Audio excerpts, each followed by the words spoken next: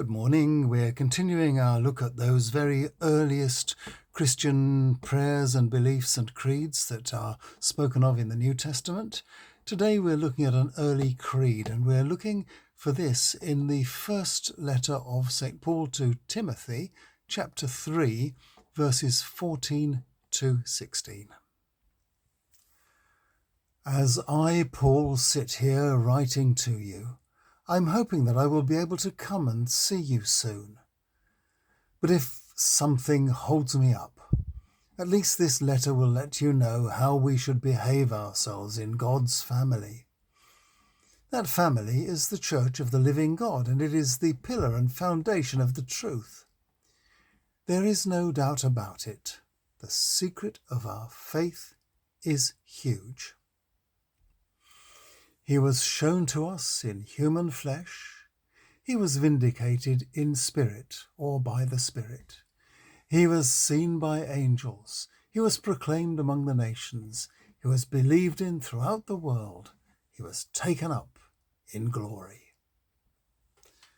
It won't have taken long in the early church before those teaching the faith started to make up lyrics or verses for new Christians to memorize so that they could say or sing them together. These were our faith's earliest creeds. A number of them have crept into the Christian scriptures, and now in the 21st century they are even used in our modern liturgies. Now we have recognized them for what they are. There are several in the writings of St. Paul, which we have already seen, dating from the late 50s or early 60s of the 1st century AD.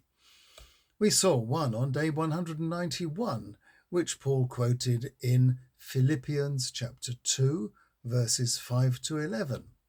And there is another one which we looked at way back on day 51, which you might like to compare it with in Colossians chapter 1, verses 15 to 20. This letter, addressed to Timothy, which we have looked at today, was put together to preserve the pastoral teachings of St. Paul after he had been martyred in Rome, probably around 64 AD. It may have reached its final form as a tribute to St. Paul just before about 100 AD.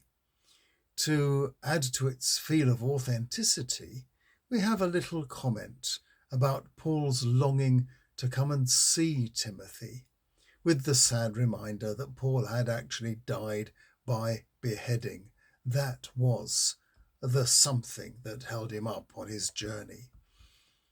This little creed is about the shortest. It has the same kind of feel as a modern Taizé chant. It is pleasant to hear the church being referred to in it as God's family, as well as his assembly. The intimacy of the early church must have been a great strength. And intimacy is something the modern church often needs to rediscover in our own times. Well, tomorrow we are going to turn our eyes a little more closely on those very distinctive and new things which came to us in the writings of St. Paul, beginning with his thoughts about living in scary times. I'll see you tomorrow.